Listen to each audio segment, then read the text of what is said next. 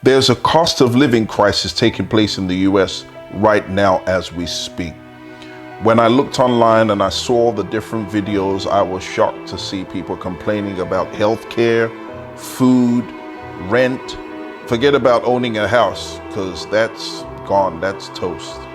So why would you want to stay in the US with all of this craziness? It doesn't make sense.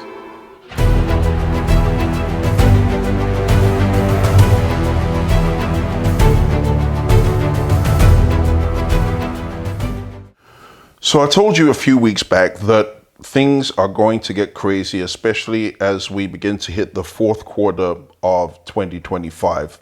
And unfortunately, I was correct. And so when you look on YouTube and TikTok and all these different places, you're going to hear people crying about the cost of living. They can't afford to live in the United States. Europe is bad. England, I know it's bad, but it's nowhere as bad as the US right now. I saw a lady picking up a pack of meat. I think it was some lamb or something, or beef or whatever, $18 for a little pack. This is absolutely crazy. The country is becoming like Zimbabwe. Well, let me give you some figures. Rent per month in regular cities, averaging 1,700 per month. In big cities, maybe like New York, 3,000 to 3,500 per month. You know this already. The current housing market has so many Americans saying the rent is just too gosh darn high, and it's only getting higher. According to Zillow, in January, the typical asking rent was close to $2,000. That's up 0.2% from December and 3.5% from a year ago. For more on this, I'm joined by Rhonda Kazin. She's a real estate reporter for the New York Times, who can help us understand why that phrase still holds true, that the rent is too gosh darn high. What are the forces at play now? Hi, so thank you for having me. The biggest issue is that we haven't built enough housing in the United States, and so we have this shortage of housing supply. So rents went up a lot during COVID, and then they leveled off for a while because we did start to build some new rental housing, but that's really dried up. And we also have a shortage of homes to buy. And the people who are buying homes, they're facing a market where homes are much more expensive than they've been in history. And so those people are renting longer. So we have more renters than before, and we have not enough places for them to live. Wow. The rents are rising faster than wages. And forget about home ownership, because that's definitely out of reach. A lot of people are living out of their cars. I've spoken to folks in the US that are living out of their cars. They're hard done by because the economy is absolutely crazy right now. Now, I don't know who needs to hear this, but you don't have to have money to live in your car. And you gonna save money. You're going to save money. So you can just do what I did. I broke my lease, moved out of my apartment, and moved into my car. So that's why I was able to quit my job so that I can live in my car and travel the country. It's just mad. You've got young people have had to move in with their parents. You've got older people who maybe have gotten divorced and have fallen on harder times and have had to move back with parents. It is madness. Absolute madness. Food prices are up 25% in the past 4 years, but it's been even more dramatic ever since these tariffs and ever since the layoff of farm workers who've had to run back or have been rounded up by ICE to be deported or put in a prison somewhere near you.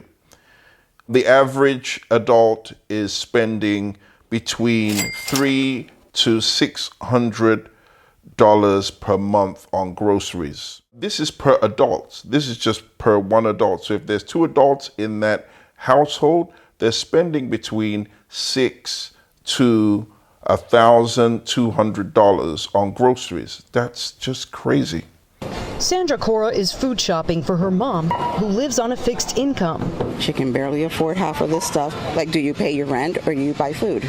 Everyday staples saw significant cost increases in the last year. Coffee up nearly 15%, ground beef up just over 11%. Egg prices hit by avian flu are falling, but still up more than 16%. $7 for 3 ears of corn that just seemed twice as much as I've ever seen corn for anywhere. My budget has become double for food shopping. When I walk in a grocery store these days, I'm crying because I feel like somebody is disrespecting me. First of all, why is mayonnaise $7? Who the hell needs $7 mayo? Not me. And there's nothing in life that requires $7 mayonnaise. That's not mayo. I call that mortgage sauce, because if you're paying $7 a bottle, on sale, mind you, yeah, you paying somebody's mortgage. Oh, look, a little plastic box of air bread, $6. Are these croissants hand-rolled by Beyonce or something? Because frankly, that would be the only way they would be worth $6. Salad dressing, $6. Good thing I can't stand ranch, because I wasn't even buying it when it was $2. But I damn sure ain't gonna buy it at $6. Essentially paying $6 for vinegar and oil and a marketing team. Now we're going to talk about this organic ketchup. Organic ketchup for $10? And let me put y'all on game so you don't waste your money on stuff like this. Organic does not mean pesticide free, not according to the government. Honestly, it just means you paid more to feel like a better person. Stop doing that. Oh, and I'm just let you know, the price of regular ketchup ain't that much better. $7 for this little tiny, tiny container of ketchup. $7. Robbery in a bottle. $6.15 for a half a pound of Greek hot sweet peppers. What the hell? $17.33. That's how much I paid today for this coffee. I'm here and I'm just adding some numbers together and doing my budget because you know what? Today I asked my husband, where's the money? We're making the best we've ever made. Both earners, both incomes, good incomes and everything. And we don't have money. We're living paycheck to paycheck basically. So I put the numbers together and I decided to look at my budget. On June the 2nd, 2023, and I'm going to try to insert somewhere here the photo I took a shot of, how much I paid for it. On June the 2nd, 2023, the same exact coffee was $9.92. It's almost doubled in 2 years. Of course, my salary hasn't doubled. My income has not doubled. It went up a little bit, but certainly nowhere near that. And I don't know where my money goes. Every month, I'm struggling. Check out the meat counter, shall we? Looking like $9.49 for some burger patties. Looking like we're doing $30 for 3 pounds right there. So that's almost $10 a pound. That's nice. We got $8.99 a pound. Look at that. These $7. The long ones there are 20. Here's some of the better lean beef for $10.49. We got steaks, $20, 20, 20, 16, 23, 22. This is becoming out of place and out of character. $20? Are you kidding me? Families are forced to buy things they wouldn't buy before, unhealthy things. Healthcare, $22,000 per year per family. So this is like a second rent if you're just trying to stay alive. It's mad. So 92% of household income is spent on essentials before anything else. So it means you're left with about 8% to live on, to spend on treats and holiday and all this other stuff. So why is all this happening? Well, I told you. First of all, you've got higher prices of food, and that really has happened because a lot of the farm workers, as I said, were kicked out of the country. And if you thought there would be no consequences for that, well, look on your shelves. The shelves tell the story because the prices have astronomically inflated. Why? Because those who were fetching the produce for you have been kicked out of the country and the produce was rotting in the field. But that's not the only cause, because what you have to understand is even though the farmers are trying to keep the prices down, the price of diesel and a whole bunch of other things have also gone up, including farm labor. Why? Because the cheap labor is gone, and thus the price of your fresh produce has gone up. So because of tariffs, $2,500 per year has been added to household bills because of the rise in price of clothing and cars and food. All of this is due to the same tariffs that you thought were going to put America first, and yet I'm not seeing America really becoming first anywhere on the global stage. It's actually regressing and not progressing. And I've got some of you coming in my comments and asking me why black people would want to move to somewhere like Ghana. Well, I can tell you, the cost of living here is ridiculously cheap. I'm sure if too many of you come over here, you'll probably cause some prices to spike. But there are other places people are going. They're going to Kenya, they're going to South Africa, they're going to Vietnam, they're going to Thailand, they're going to all these other places because the cost of living is a lot cheaper. Can you blame them for ending up in somewhere like Cambodia where everything is cheaper and they're actually eating real food? No, not the junk that, you know, a lot of Americans and British folks have been living on for years. No, not your TV dinners that you put in the microwave. No, real food. And it's cheap. Yes. Wow. This is freedom. I made up my mind. I'm about to go exercise that.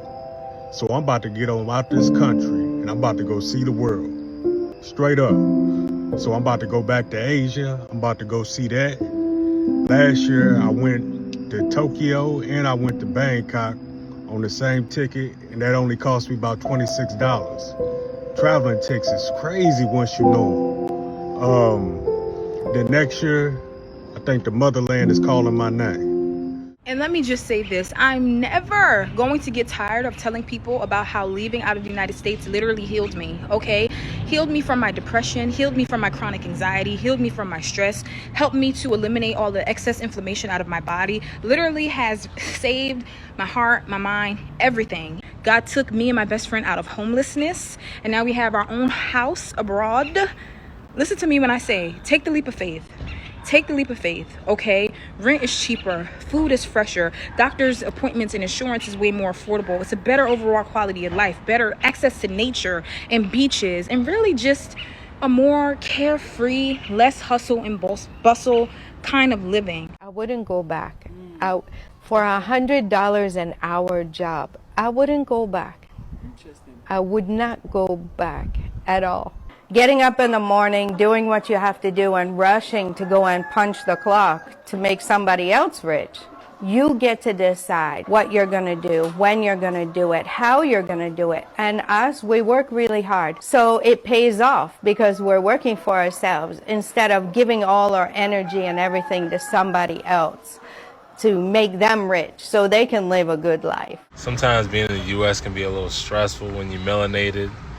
It's not all that bad, but sometimes you just need home. Business opportunities. You know, the market in the U.S. is, I wouldn't say it's completely saturated, but there's a lot more competition. So when you're looking to start businesses, somewhere like Uganda is a prime location because there might not be as much capital and at work and not as much capital that you're going up against. Another thing is obviously the weather. It's been 75 degrees every day since I've been here in December. It's just been lovely. Everything you want to be good at, you can do it. In Africa. In Africa. Period. Any particular country? Listen, I'll give you an example.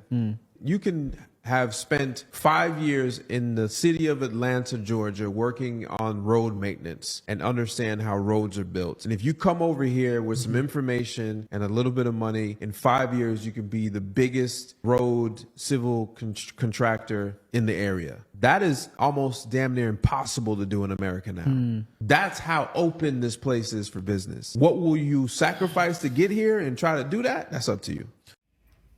Being back in Ghana feels amazing. Amazing. I just love it here. I love living here in Ghana. One thing about it, when I was living in America, I would dread coming back from vacation. I would hate that last day of vacation. Just felt like, oh my God, I got to get back to this. But now, since I live in Ghana, I was so ready to come back to spices and seasoning and keely weely. I was at the airport. Charlie, please. Please. I'm happy to be here, y'all. I love it.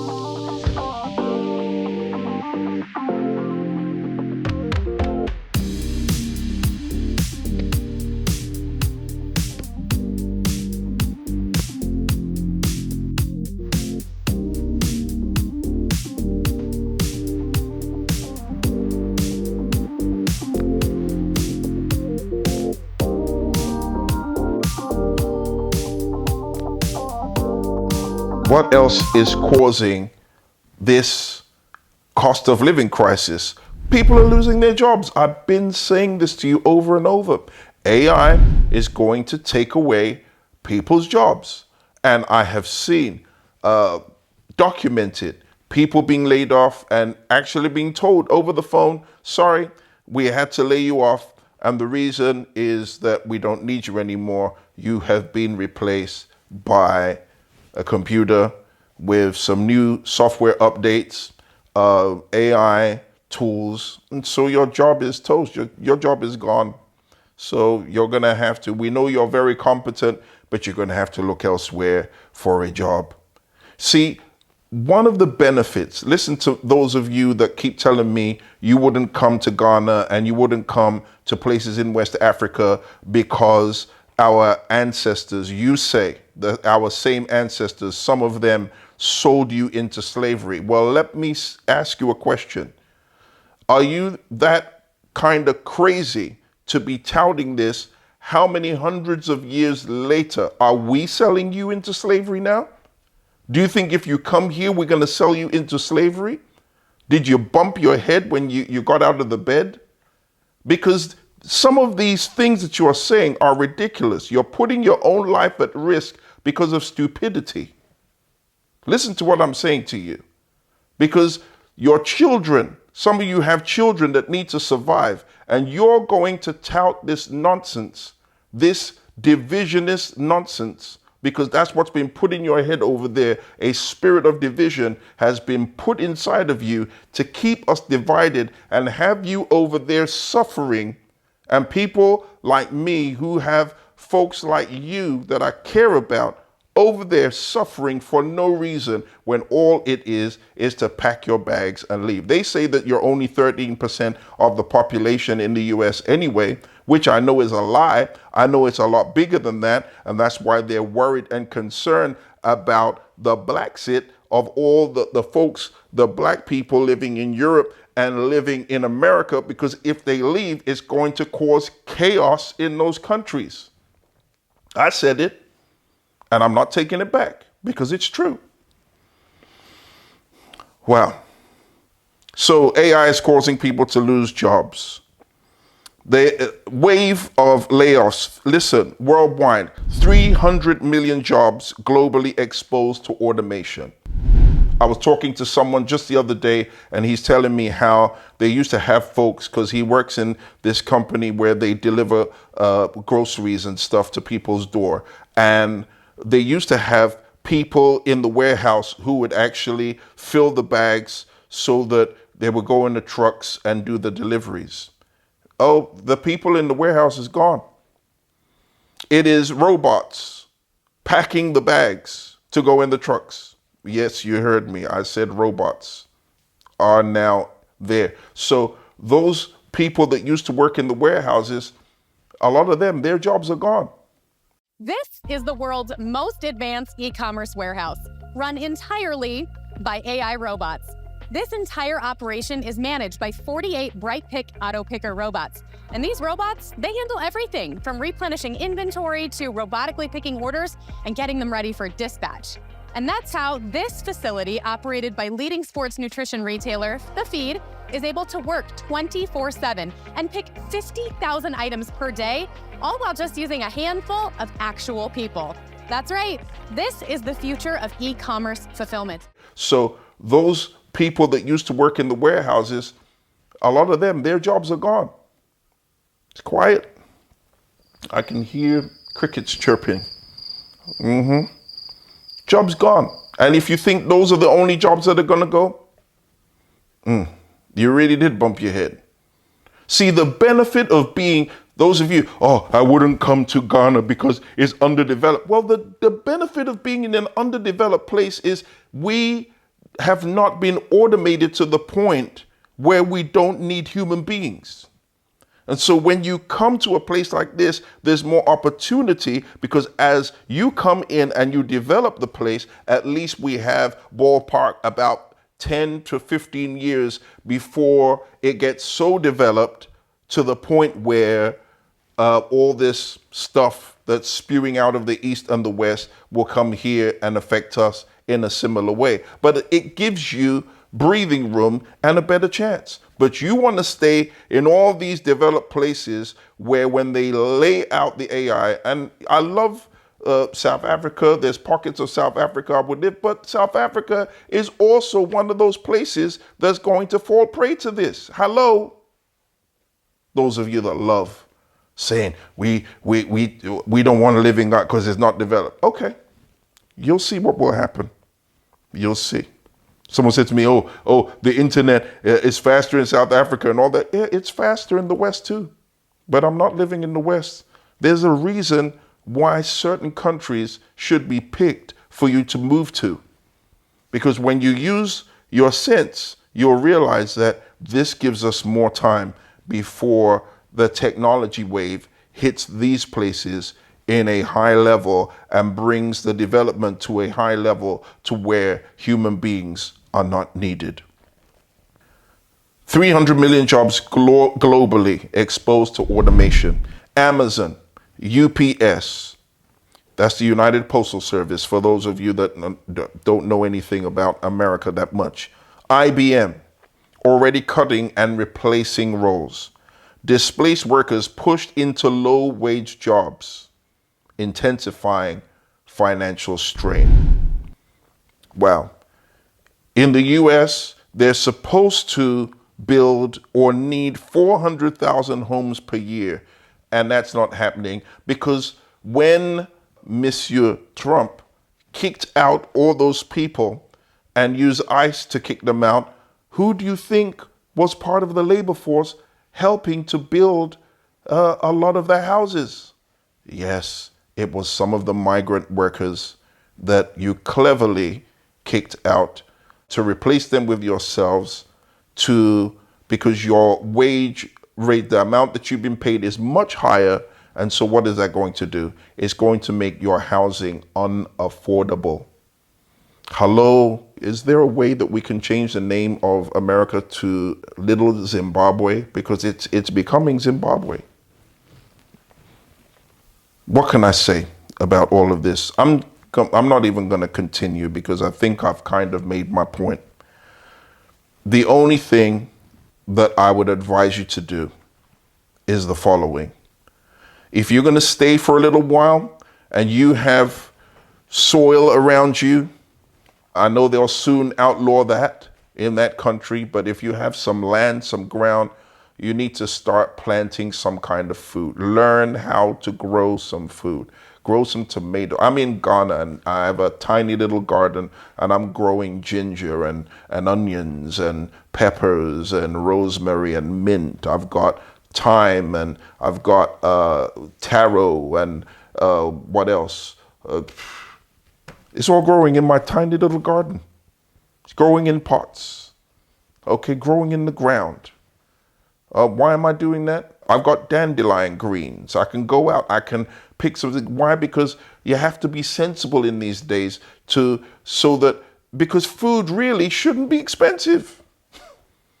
Food is not something that should be a right. It should be by default something that everybody has that's accessible. And it shouldn't be killing you. Because half of the processed junk that is being eaten in America, that's what's jacking up your healthcare bills. Yes, it is. And this is the place that a lot of Ghanaians and Nigerians trying to flee to. Well, I keep telling you, stop running to these places. I've been saying it for years. Do not go to these places because it is finished over there. It is finished. The empire is crumbling. There's nothing we can do about it. The only other thing I can say to you is if you don't have those kind of resources to at least offset the costs of living by at least growing some food, then you need to work out a way to get out of there. Get out of the US. Go south.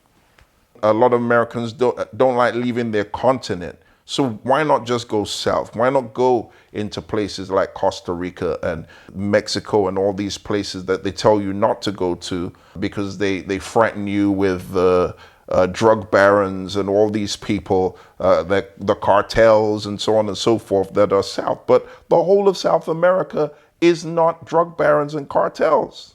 Please. Okay. And so it's time to sit down and think. It's not, listen, black people, let me just say this to you. It's not just black people that's in a Blaxit leaving the West. There are a lot of white people leaving the West. Why? Because they're realizing the same thing. They cannot afford to live in the West. So everything that you see here, we got today. Today I just got all the produce, and look at everything. We got some paper towel, celery, lettuce, carrot, cucumber, sweet potato, onion, garlic, peppers, 4 avocados, cilantro, limes, mangoes, zucchinis, 2 kilos of bananas, 1 kilo of tomato, and 60 eggs. And guess how much this was? This was delivered to my house, as I do every week, 729 pesos, which is around 35 US dollars. Check it out. Best of all, it's all local produce. What is wrong with my own people? I don't care if you don't believe that you my people. You my people. I accept you whether you want to fight with me or not. I accept you as my people because we've been crazy for a little while. And I understand that the crisis of that craziness is because our captors set us one against another. And I'm going to be here and provoke you until you pack your bags and get out of trouble. Because this is not just about a cost of living crisis. This is about World War III, which is underway right now. This is about job displacement because of AI. This is about the fall of the European empires that is taking place right now. And the power has all shifted to the east and also is shifting to the south. So wake up and smell the coffee and get out of there whilst you can. Get out before people are rushing to the airports and you lose opportunity because you were not what they call in business a first mover. Because if you move now, you have more opportunity than those who move later. Yes, I know it's not going to be easy for some of you. Why? Because you're not entrepreneurial. But those of you that are, pack up and leave. And if those of you that you want jobs, run to Asia. There's lots of places with jobs. Run, I wouldn't say run to the Middle East because we don't know what's going to go down with Israel. So I wouldn't say run there, but run to the East. Run to Vietnam and all these other places and get yourself some kind of work there. Be a digital nomad if you've got to be. Work out something. Please, my people, get out of Babylon. Let me say it like the Jamaican them would say it.